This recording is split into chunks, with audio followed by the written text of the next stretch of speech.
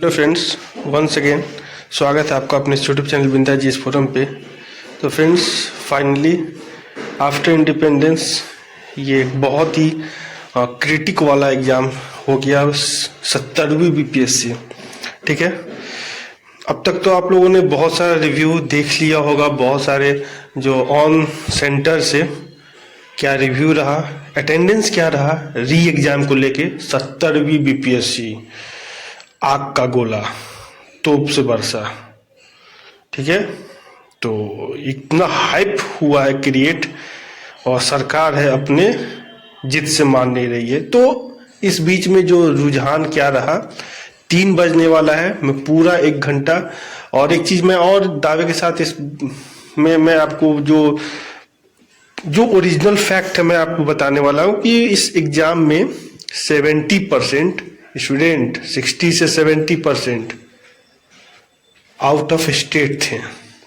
ठीक है, मात्र 30% के आसपास ही कैंडिडेट ऐसे थे जो कि बिहार से थे, जहां तक मुझे पता चला है। ठीक है, और जो on record just before starting the exam, ठीक है, अप्रॉक्स 11:30 से 12 बजे के बीच में जो पटना के डीएम है उनका भी रिवील हुआ, और उन्होंने मतलब कि पत्रकार जो ऑन रोड पत्रकार हैं, ठीक है, ऑन रोड पत्रकार ही मैं बोलता हूं क्योंकि उनका काम है रोड पे।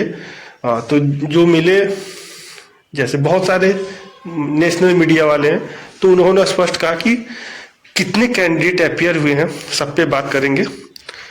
तो शुरू करते हैं आपको एकदम रियल और जेन्युइन फैक्ट के साथ। ठीक है, बाकी उसके बाद आपकी मर्जी है, आप लोग क्या कमेंट है जरूर बताइएगा। और री एग्जाम होना चाहिए, मैं पहले आपको हिंट दे देता हूं, री एग्जाम अब होना चाहिए। बात कर लेते हैं हम 4 जनवरी 2025 का जो क्वेश्चन पेपर है। हम लोग भी दिए पेपर 13 दिसंबर को। ठीक है, एक सेंटर से 22 सेंटर हुआ। ऑन एवरेज देखा जाए तो 545 कैंडिडेट, आप कैलकुलेटर सबके पास है, तुरंत अपने मोबाइल स्क्रीन पे कैलकुलेट कीजिए। 545 कैंडिडेट होंगे, जो 12,000 को आप 22 से डिवाइड कीजिएगा तो ठीक है, लगभग 550। ठीक है, और जो कैंडिडेट जो 80 से 90% जो कैंडिडेट्स मैं मतलब जो बात कर पाया हूँ, जो मुझे बता पाए, क्योंकि मेरे फ्रेंड बहुत सारे यूपी के एग्जाम में अपियर हुए हैं और कुछ मेरे डिस्ट्रिक्ट्स के भी थे जो अपियर हुए हैं। ठीक है, और भी जैसे आरा के, बक्सर के, ये लोग भी अपियर हुए हैं। तो ज़्यादातर अगर देखा जाए तो लोगों का जो पेपर है देने के बाद भी जो क्वेश्चन पेपर का जैसा नेचर था, उनका कहना था कि री एग्जाम होना चाहिए। क्यों होना चाहिए, एक एक फैक्ट यहाँ पे पता चल जाएगा। तो एनालिसिस की बात कर लेते हैं।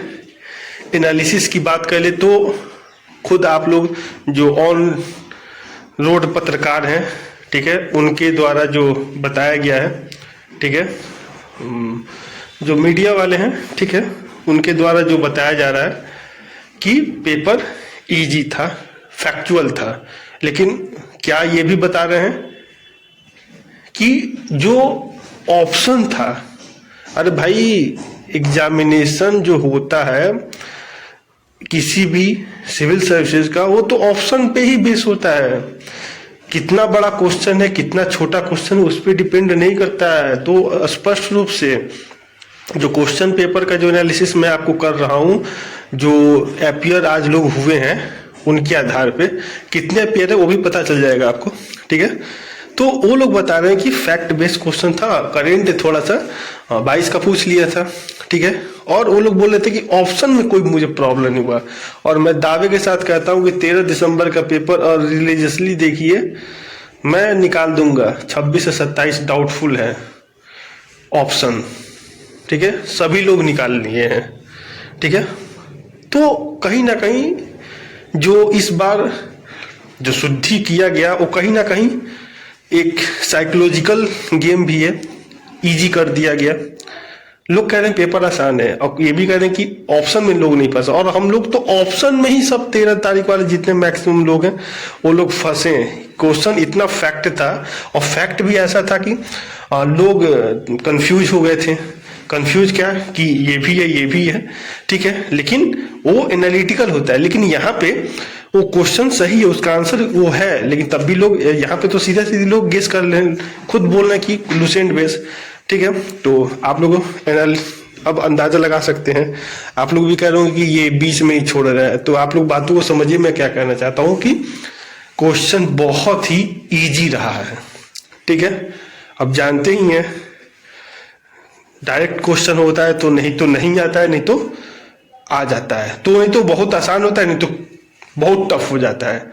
तो जो जितने लड़के निकल रहे हैं वो सब कह रहे हैं कि पिछले बार से आसान है पेपर, 90 से 95%, तो पेपर इजी है, क्योंकि ऑप्शन ही इजी हो गया। और गलती सुधारा है आयोग उसमें, 50% अटेंडेंस है ऑन ओरली जो बताए लोग 50%। एडमिट कार्ड जो जारी किया गया, जो डाउनलोड है, आप लोग सुन सकते हैं, जो पटना के जो डीएम है वो खुद बता रहे हैं कि 8200 या उससे थोड़ा ज़्यादा एडमिट कार्ड डाउनलोड हुआ 12,000 में, ठीक है। और 43 से 4400 हुए होंगे एपियर, ऐसे तो होना चाहिए 4200, लेकिन 4500 मान के चलिए लोग एपियर हुए होंगे। रिव्यू इजी है, पेपर इजी है, तो नॉर्मलाइजेशन होना तय है, ठीक है। और जो बात में देखिए, यहाँ तो लोग बात ही पकड़ते हैं ना। एक कहावत है कि लिखतम के आगे बख्तम का कुछ नहीं होता है, और जो ओरली बोल देते हैं वो भी आज का सोशल मीडिया का युग है। आप बोल रहे हैं और एक रिस्पेक्टेड और कॉन्स्टिट्यूशनल पोस्ट पे बैठ के, और तो स्केलिंग अगर सेक्रेटरी सर बोल रहे हैं तो जरूर स्केलिंग होगा, ये तय है। नॉर्मलाइजेशन का एक सिनोनिम है स्केलिंग, ठीक है। तो आप लोग समझदार हैं सारे लोग, और अब होना चाहिए। मैं भी अब तक ये कन्फ्यूजन में था कि अरे चलो नहीं है, अपना हो, सबका अपना होगा, सबका होगा, जो लोग जेन्युइन लोग उनका होगा। लेकिन अब मुझे नहीं लग रहा है कि अब मतलब कि अब अच्छे लोग डगमगा गए हैं, क्योंकि इसमें से अगर 44-4500 में जो लोग कुछ ज्ञानी हैं जो वहाँ पे बता रहे हैं कि इतना परसेंट, अरे भाई तुम अगर 100 नंबर बाहर हो गए तो बताओ तुम्हारा क्या होगा।